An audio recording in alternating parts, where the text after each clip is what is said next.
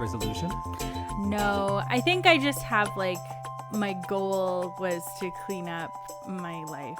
Oh, That sounds just a small one. Just clean up your life. It sounds really dramatic. I mean, like today I spent the day cleaning my closet and then tomorrow, your life. my life. No, I just mean like I can be kind of a cluttery person, so I want to like stop doing that. Oh, and I, being the opposite of that, really appreciate Yeah, that. exactly.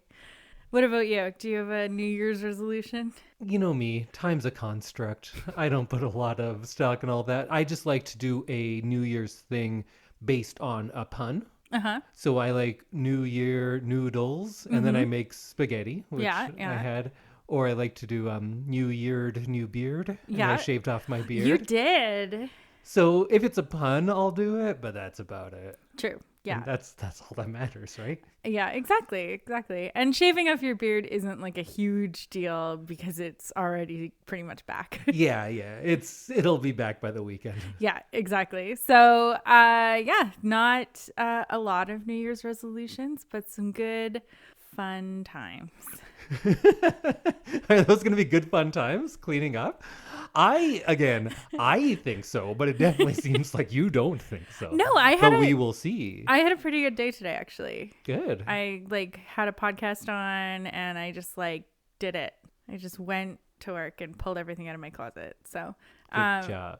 It's definitely like a multi-day project, but I'm gonna have like a really clean office by the time I go back to work on Monday. Nice. Yeah.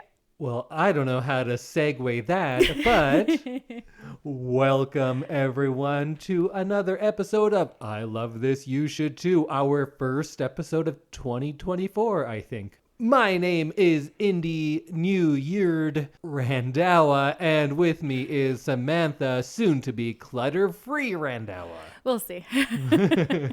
Soon, you have the whole year. I have the whole year.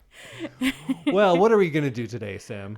Today is one of our pre-episodes, so we're going to give you 2 spoiler-free things of the week, or of the fortnight, and then I will be revealing what our big watch is for next week. But you have a theme that you let me know about today. I do have a theme. So the first theme of 2024 is childhood nostalgia. Perfect. So I felt like this was a good theme because in the new year or like at the holidays and stuff, you often do a lot of like looking back on your past and reflecting. And I thought, what a better way to do that than with a childhood nostalgia theme. I'm very excited for that theme. I have many ideas and then kind of panicked at the last moment, but we'll get there. Let's lead it off first.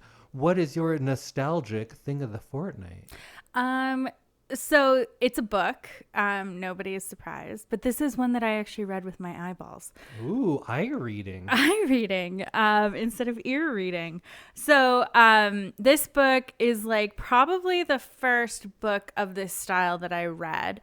I was a pretty like voracious reader in like grade 6, and our teacher had a like little library where you could take stuff home, and it was kind of what started me off on my reading journey.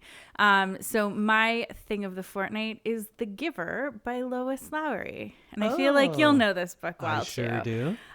So this is like the first dystopian novel, as well as like probably one of the first young adult books that I read, and I didn't really know that then I would just like love that genre quite a bit, the like young adult genre. And I to this day still generally read more younger adult books. But I really liked this book because it really gives you a view of like how society can go wrong and how it's got like themes of like government oppression. Do you remember this book at all?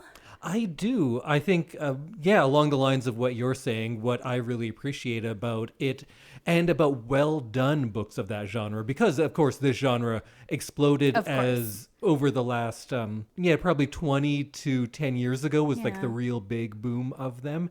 and of much lower quality, I would say, because I think what separates the good ones like this is they take things from our current world that we can see, but because they're making either a sci-fi or a fantasy element to it, they can distill things that are a little more nuanced or complex or the fault of just humanity in our world and put it on something else so we can see that thing there is the problem. Yeah. And it is a distillation of the problems of our society. But when you're at a younger age, it's a lot more complex to look at it of like, well, capitalism leads to, and going through all of that, while these books put it on a person or on an idea, and it helps you see that, notice the problem, and then hopefully those younger readers are taking that next step and linking that into things in the world that they see around them. And I think The Giver is a very good example of this. Yeah, absolutely. So The Giver follows a 12-year-old boy named Jonas who is at 12 years old sent to kind of be sorted into groups of what your job will be. And he ends up getting receiver of memory, which is a job that no one's ever really heard of. And everyone's like very confused about what Jonas's future is going to be. And then we get to meet the Giver, who is an old man who is basically holding all of the thoughts and emotions and memories of the time before their society was converted to sameness, which is kind of what makes their society seem utopian, but is actually very dystopian. And you kind of see Jonas learn about what the time was before and getting his like new emotions and everything and moving away from sameness, that he learns about like good and evil and what the world was like and why it isn't like that anymore. And I found that like a really interesting concept at like probably 13 or 14. And yeah, I thought it was really cool. Actually grade 6, I would have been like 11 or 12. 11? Yeah. So I was about the same age as as Jonas is in this book. And yeah, I found this really compelling, and I remember it kind of launching me into reading more books of this type. Yeah. And you'll be happy to know it is still being used in schools. I think I did it in grade 3 or 4. Okay. And I think in the meantime, it's been pushed back to being a grade 6-ish novel because, well, actually, of the last 3 years, reading levels have gone down. Yes. And people are much more wary about subject matter than they were when we were young. And they were like, yeah, kids will figure it out. Now they don't have that same mindset nearly as much. But it's still relevant. They made a movie of it not too long ago with your girl. My girl, Taylor Swift. Who was, I don't know, she didn't really do much in it. So you can't say that she was good or bad. But the movie was fine. Yeah. I do remember, though, the ending of this book, and I think I actually talked to you about it, and we have very different readings of that ending. Yeah. But we won't get into that now. No spoilers. You should just go read The Giver. Yes, absolutely. It's a real quick read, so yeah, you could read it in a day. It's a good one. It is a good one. So yes, that is Lois Lowry's 1993 book, The Giver. It's from 93? It is from 93. I totally thought it was from like 2003 or something. Oh, I thought it was from like 1978. Oh, interesting that we both had different ideas. So I read it when it came out. Sounds like it, yeah. Because I think I read it in 93 or 94. Mm-hmm. Oh, I thought it was established by then, huh? Yeah, I would have read it in like 1989, 2000. So, yeah, this was one that like kind of stuck with me, and I have definitely read it since grade 6. I haven't read it lately, but maybe it's time. I read it last year. Did you? Which kind of, if you are done, leads me to my nostalgic thing of the week. Excellent, go ahead. Which is the novel The Giver by Lois Lowry. I was like, there was a small part of me, I'm like, maybe I should check with Indy and make sure he's not. Just kidding, but not really. So my thing of the week, I suggested the theme a while ago to you, but we didn't know what we were going to do. We thought we had so much more time. We don't. I need to edit this and get it out in like 3 days. Yeah. So we went with nostalgic childhood things. And while working out just now, I thought, oh, I'll do books I loved as a 10-year-old. And I'll just do a quick pitch of a bunch of books. And between sets, when I was working out, I would jot down notes for a book at a time. And I had them in order of Phantom Tollbooth, The Giver, Hatchet, Maniac McGee, Shiloh, Mouse on the Motorcycle, Bridge to Terabithia. And then I started writing the notes for Bridge to Terabithia, and I was talking about how it has such a great depiction of grief that we don't even get in adult books. And then I was like, I've said this before. And it seems too nuanced of a take for me to have given when I was 10. Where did I talk about this recently? And then I searched, and I talked about it on episode 164, 10-year-old Indy's favorite books. Oh. So I did all of them then. Oh. So then I had nothing. Oh, well. So I was working out, and I was like, I'll just throw on a movie. And what I did was I watched the 1986 The Transformers, the movie, which is an animated film from 86 about those titular Transformers. Oh, I remember Transformers being a huge thing with the boys in elementary school. I was one of those boys. I remember them playing Transformers. Yep, I loved it. Yeah. Loved it so much. So a little context. I don't know if I saw this as a child. Oh. I must have. Oh. I must have. But 86, when this came out, I was 2. So I got really into Transformers probably from the ages of like 5 to 8. Because there was like a TV show, right? Yeah, definitely.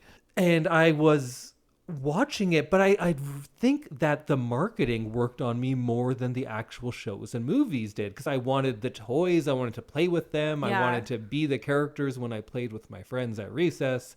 But what I do remember most about this movie is in the early 90s, so I guess this movie would have been out for a while already, but movies didn't come out on home video as quick like they do now. Yes, it was like sometimes like 6 months. Oh, it would be years. Yeah. It would be years in the 80s before something would come out.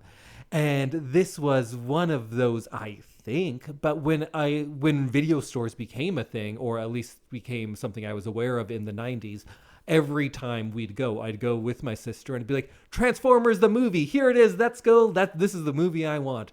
And every time there would be a different reason why I couldn't take it. It'd be like, oh, but we already agreed we're doing this, we're only getting one movie and it's this one. We already picked something, we're going to go with that. And usually the thing was, I was always told, oh, that's on beta. We have VHS. And that was a thing back then. There were two different. Oh. Do you remember this? No. Maybe it was before your time. But there was VHS for VCRs, and then there's Betamax. Betamax was a superior format and was still used in TV production up to like 5 years ago, really. Oh, it was wow. Very, it was better. Much like Blu-ray and HD DVD. HD DVD was better, arguably, but Blu-ray had better marketing, and really it was because pornography got on with Blu-ray, but that's a whole nother story we could talk about. But I'm learning so much today. Beta died out, but this was at the time when they were battling, so I was always told that's Betamax, so we can't get it. Looking back on it now, I don't think it was. I think they were just lying to me so they couldn't rent Transformers. Whoa. So recently they had a remastered 4K Blu-ray scan of Transformers, so I picked that up, of course. Of course. And watching it, I was thinking, so maybe I don't remember any of this because I saw it when I was like 8. But you know me in movies that I saw when I was 8. I remember you remember them. lots of things. So I think I maybe never got to see this movie because I was always told it was on Betamax. But now I am able to watch it. So I've seen it twice in the last year. I watched it just today, and I don't have any big insights into this movie, but like, what a fucking wild ride this movie is. Crazy time. It's so wild.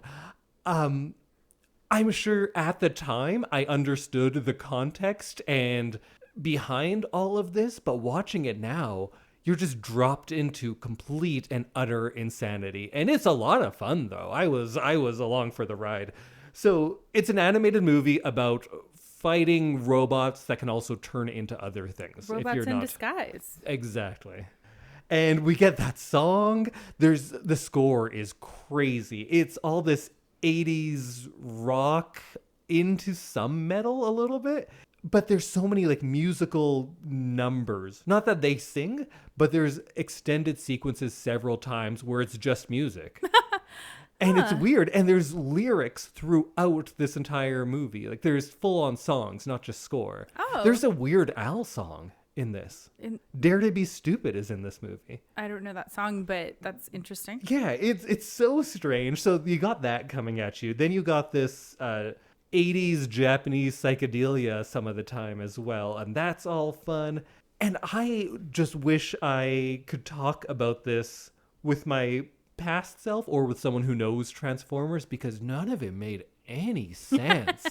It's just a bunch of different robot fighting sequences, but it's so weird because I don't get how you kill one of these things, first of all. Oh, yeah. So in the first sequence, robots like storm like an office building, I don't know where the other robots are, and they just walk up to him and shoot him in the fucking face with guns. What? They turn into trucks, but they carry like pistols, and they just come up and like shoot someone in the back of the head.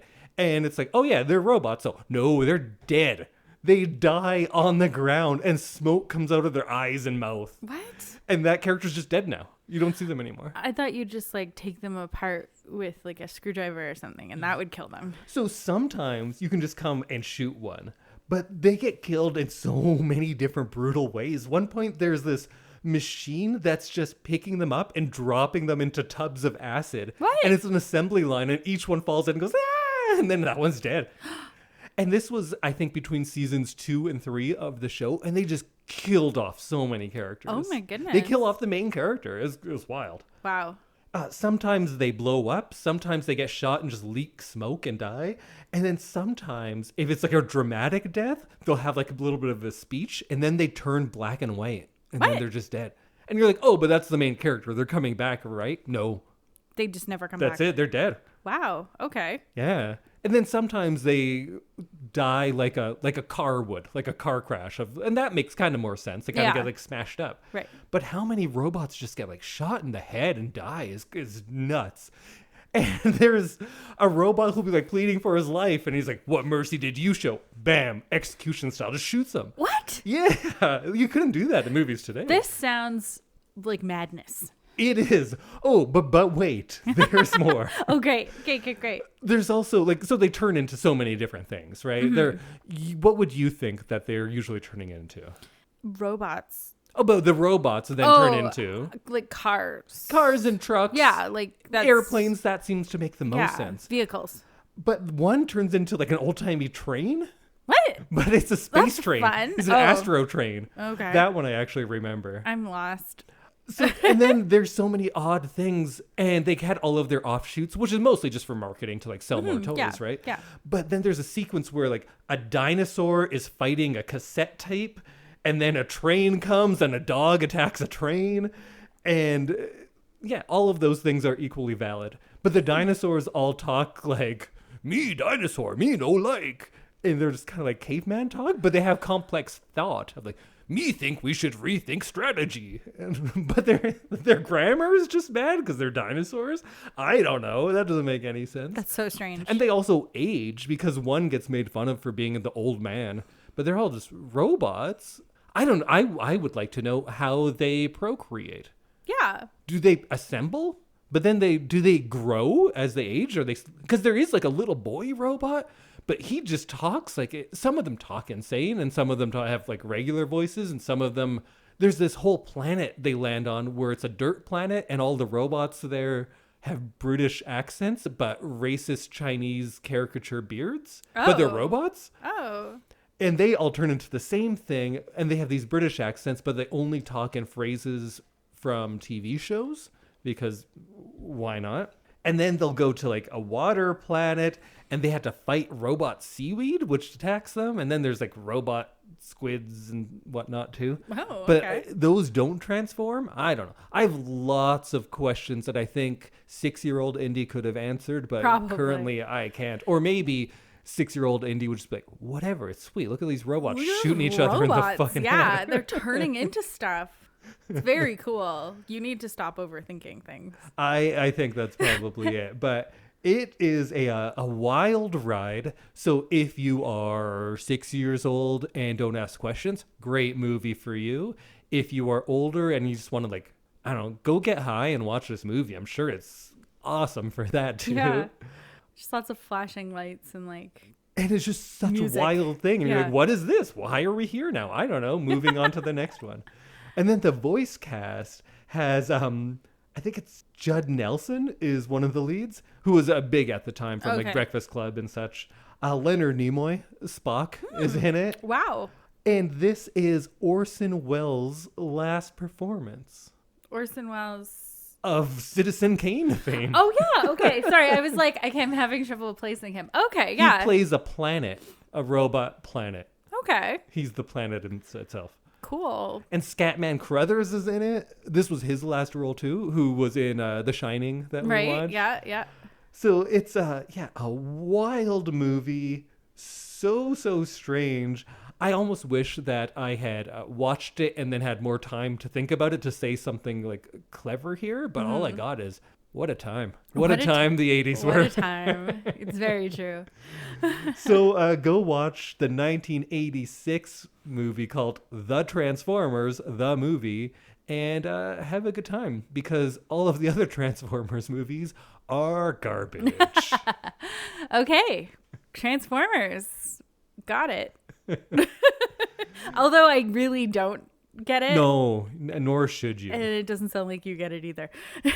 But It's fun so was cool. had. Yeah, it's so cool. So that brings us to Samantha. Yes. I think I know where we're going, Yes. but what is your nostalgic or perhaps updated nostalgic pick for what we are going to watch for a big watch? So this is definitely updated nostalgic, and really made me nostalgic for like when I was a kid doing this. I am going to have us watch 2023's summer blockbuster, Barbie.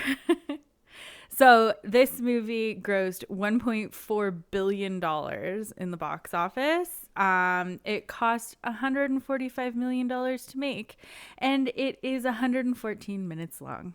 There are the numbers. Ooh.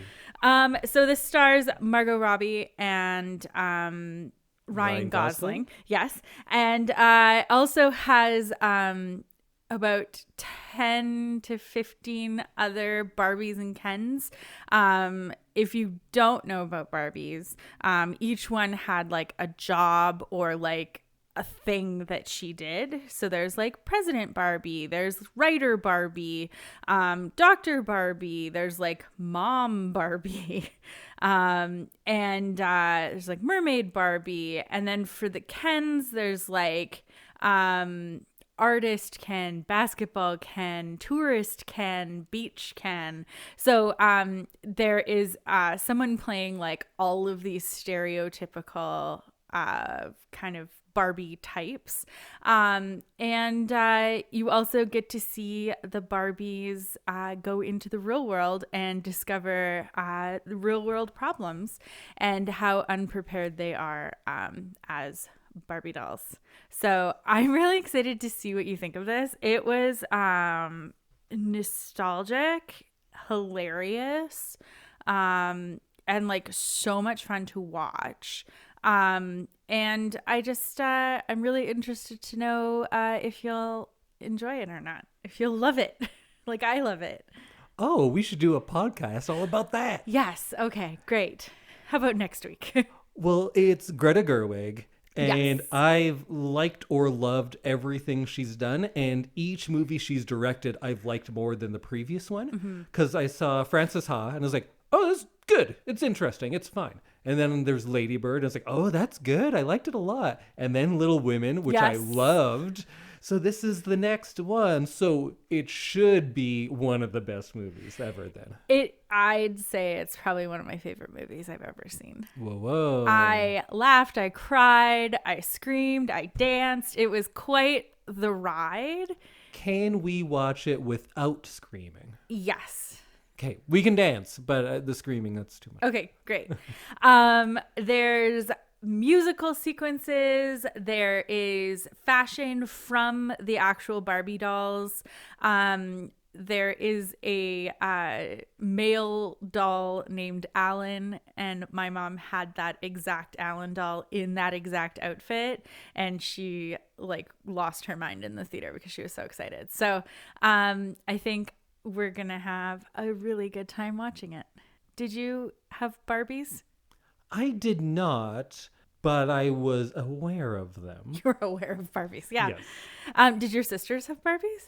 Not, I'm sure there were some, but like we were a little different. We didn't have a lot the brand names like Right. you guys The big toys. did as much. Although I did have some actual Transformers. Yeah.